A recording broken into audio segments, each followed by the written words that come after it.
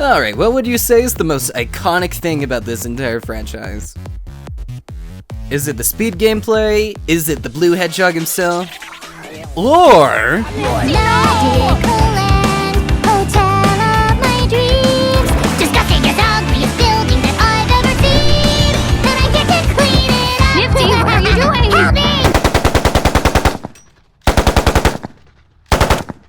Yes, whatever that was.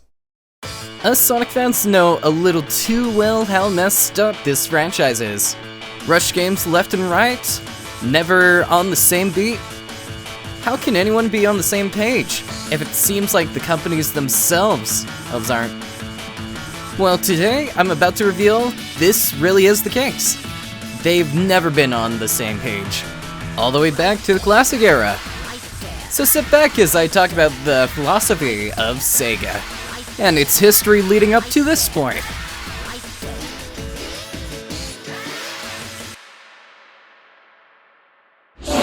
(1988). For 3 years now, the mission of pretty much every game console maker in the world has been the same. Defeat Nintendo. Nobody can even come close. We all know this story, but just in case you don't, I'm gonna leave the documentary in the description. I'm gonna be pulling from it. Sega's been having a lot of problems with selling their console due to the big man Mario. So they tried to create a new character to reflect the qualities of their console, doing all this in the hope that the console will finally take off. If it didn't take off, then the entire company would have been shut down. But we all know the outcome of that. We're here to find out what happened after. Or are we? After a few character tweaks, the most significant of which is a name change, Sega's hopeful savior is born, Sonic the Hedgehog. That was the most exciting moment for me. It made me think, wow, this is a great game. Everyone's going to be so surprised. Surprised is one way to describe Sega's reaction to Sonic. Many from the anxious stateside management are miffed. Remember, at this time, most Americans have never heard of a hedgehog. People in the US said, what the heck, what is the hedgehog? It was perceived very strangely. That combined with very Japanese style, big cute eyes and that kind of thing, put people off initially. The core problem Sega of America had with Sonic the Hedgehog was that he was seen as more cute, round, safe. While marketing demanded back then for some attitude, edge, rebellion, with everything else happening around, and with other mascots. So Sega didn't ask, how do we present Sonic globally? They asked, how do we make Sonic acceptable to America? And before this, Sega has gone through many different mascots. But they chose Sonic because he felt the most rebellious. But initially, there's still a lot of fear if Sonic will sell. Believing that speed alone isn't enough to sell Sonic's games, he needed personality, and personality meant attitude, which also meant smug, mocking, anti-authority behavior in ads and portrayal. Meanwhile, in Japan, Sonic was still adventurous, still playful, still free spirit, not a punk, which created this divide in the franchise way before the games even started releasing. Kinda crazy, right? This franchise of ours is the most divided in the entertainment industry. Like, I believe that full-heartedly.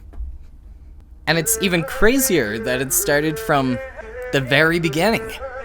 Even before those TV shows started coming out, the comics, the toys. Like, everything about Sonic has been in a weird place era. Now you can only imagine how this divide affected the game development.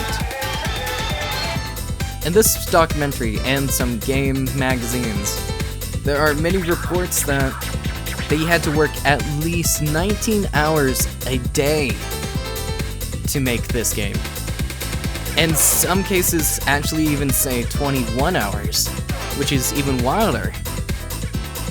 And due to a tight deadline, they had to scrap all sorts of features from this game before release.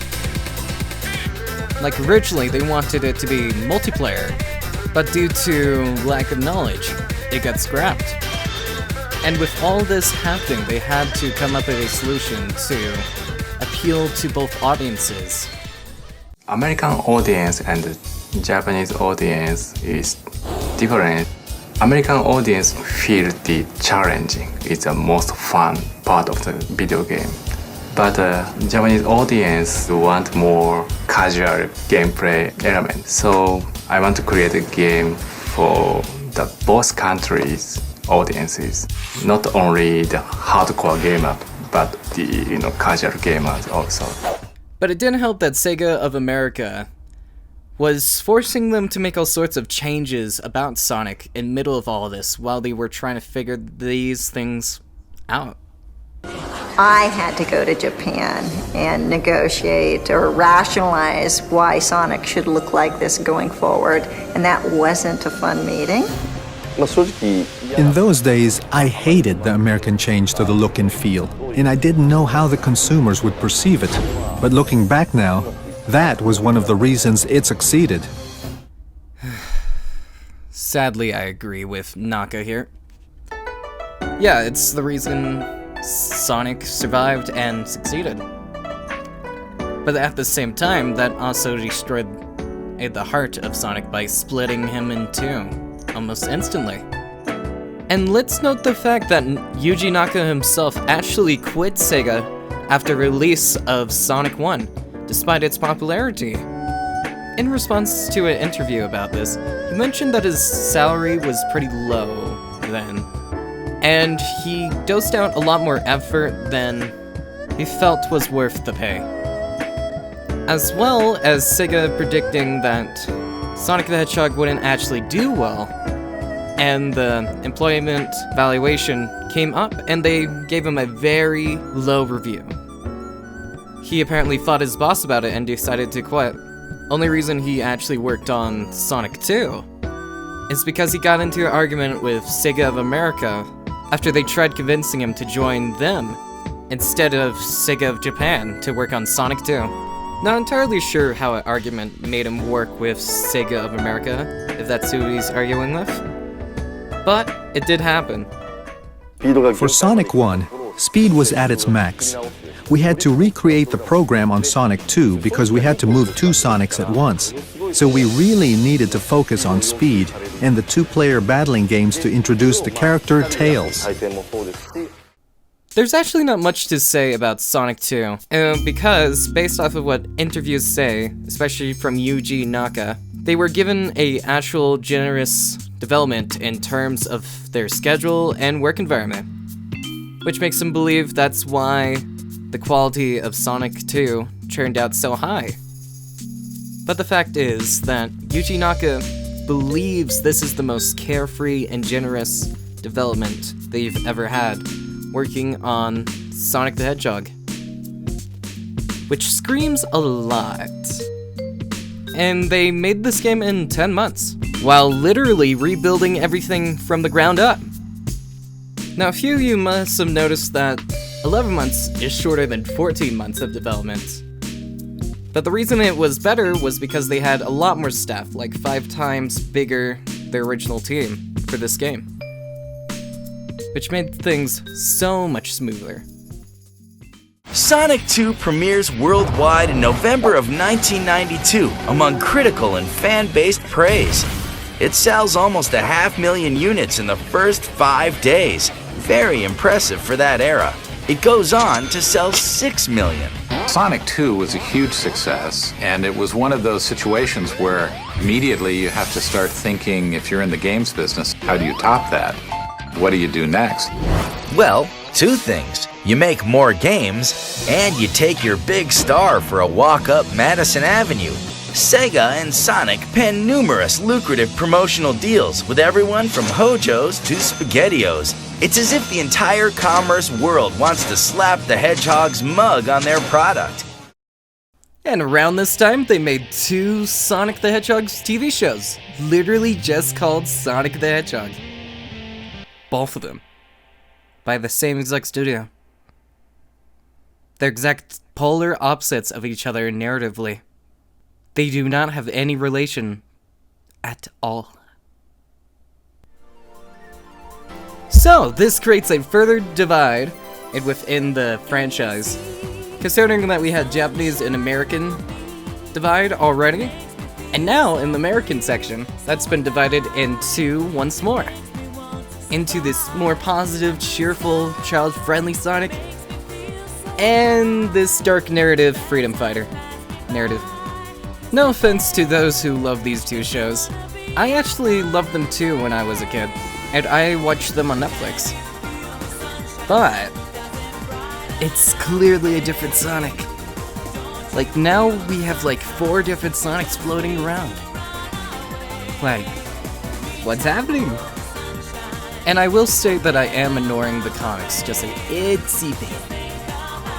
Actually, entirely. Just because I don't know much about them and not willing to study 1,000 issues.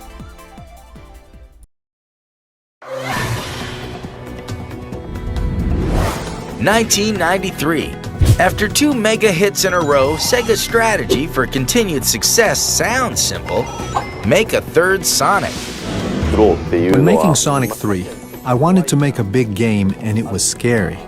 We felt that we needed a deeper story to expand the world of Sonic. Adding more of a storyline to this action game made the project huge. The map for Sonic 3 ends up triple the size of the first 2 games, with numerous paths for each character. More bosses and environments along with greater speed add to the workload. After so much back and forth with Sega of America, they made this a full Japanese team for Sonic 3, and plan to outdo what they've done with Sega of America in Sonic 2. If I'm being honest, it feels like there's a missing part of this story to me. Like, they definitely have a rivalry with Sega of America, but at the same time, they work together, and then they worked against each other. Like, I'm curious about what led to those points. But all I'm getting from reading all these interviews is that it happened. Doesn't really explain how it led up to that fully. Anywho, Sonic 3 was designed to co-work with the SVP chip. But due to a bunch of delays with the SVP chip, they caused a few delays within their game. And enough so that they later find out by Sega themselves that they had a promotional deal with McDonald's, and they have to meet a deadline of February. After realizing that the chip isn't going to come out in time, they had to redo the entire production in order to meet the February deadline, which was 6 months in total time in order to do so. And at the very end of development, they figured out how to attach 2 cartridges together, which was very lucky for them. Has it got huge new zones? After delays in production and premieres, Sonic 3 drops in February of '94. It's just as good as everyone hopes, and Sega has a surprise sequel just 8 months down the road. Sonic and Knuckles. The game's cartridge actually connects to Sonic 1, 2, and 3, allowing players to explore each as Knuckles. The 2 games sell 4 million units. Most 2D platform connoisseurs will tell you this is the high point of the franchise. Unfortunately, they are right. It will never get much better than this.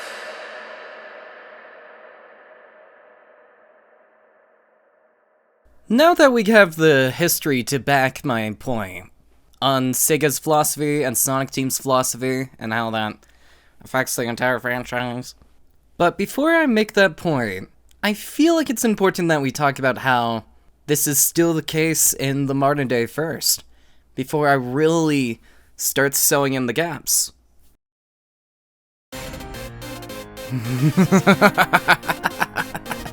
That's right.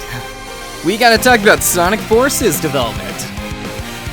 After the release of Sonic Lost World, they began work towards Sonic Forces.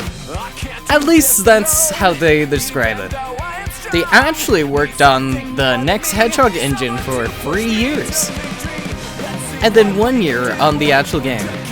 Yes, the Hedgehog engine itself was a production leading towards Forces.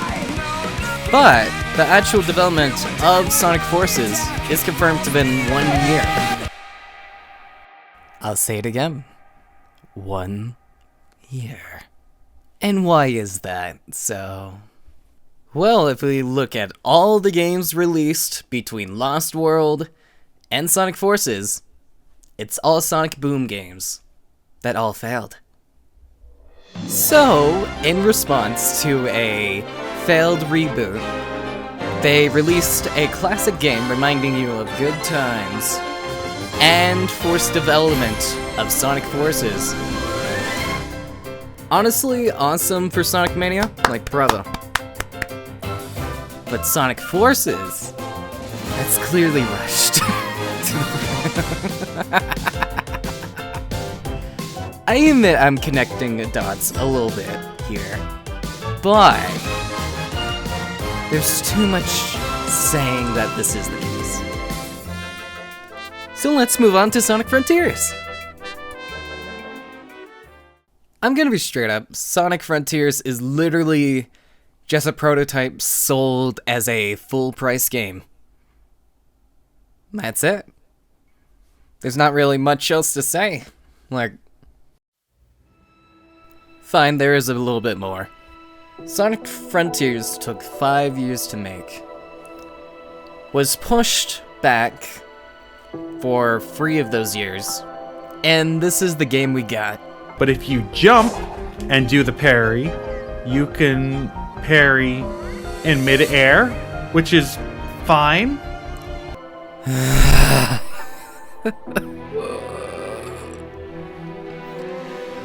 Just watch this video for all the finer details.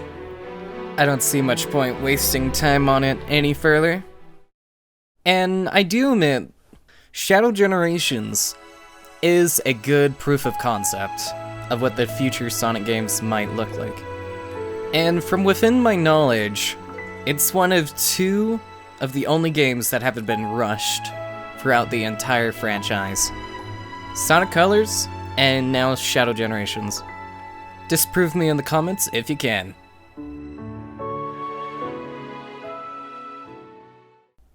Jeez Louise! I spent 18 minutes explaining the history of Sonic the Hedgehog and the conflicts that happened behind the scenes. Like, that's actually kind of wild. So thank you for watching so far. I know how much of a pain history can be. So really, thank you. After watching the entire video up to this point, you must know by now that since the beginning of Sega's lifetime, there's been a lot of glaring conflicts about Sonic the Hedgehog between America and Japanese Segas. And going even further, we could say that there's been a huge conflict between Sonic Team and Sega throughout Sonic's entire lifespan. And I know I mentioned this before, but low-key, researching for this video once again, the only mainline games I could find that haven't been rushed in any way, haven't had any problems, is literally Sonic Colors and Shadow Generations. So why am I bringing this up? Why am I even making this whole video? Well, I think this brings context to why there's so many Sonics out there. Prime, SatAM, Paramount, Adventure, Classic, OVA, the OG Japanese, the American, King Arthur, Boom, Sonic X. I'm gonna just cut myself here. I think you're starting to get the picture though. The reason why everything is such a mess is because no one can really decide on what the Sonic franchise should be, who Sonic should be, or even what Sonic could be. Is Sonic a remarkable character, all goofy and fun for the kids? Is he an outlet for free expression and what it really means to feel alive? Or does he just exist now, within a brand that no one really knows what to do with? We needed Sonic everywhere. We needed Sonic on TV, in the game, in your bedroom, on your bedroom sheets. We wanted Sonic the Hedgehog all throughout a person's life. We talked about him as though he was alive, as though he was with us. It's kind of strange, perhaps, looking back at it, but we were very much wrapped up in his success. There you go. That's how Sega ruined Sonic before he even started running. And honestly, I think Sonic Forces woke them up to the mess they've made. And only now they're trying to fix it up, clean it up. I bet you Sonic Frontiers was them seeing if the franchise can even still live before they started cleaning. Or they've been cleaning since Forces, considering that they brought on Ian Flynn. But until Sonic starts acting like his age again, and sounds like his age, which is 16 or 17, he's still seen as a teenager by America, Japanese Segas, and Sonic Team. How does this sound like a teenager? Dude, relax. You've got brains like Eggman, speed like me, and can fly with your butt. I honestly have nothing else to say.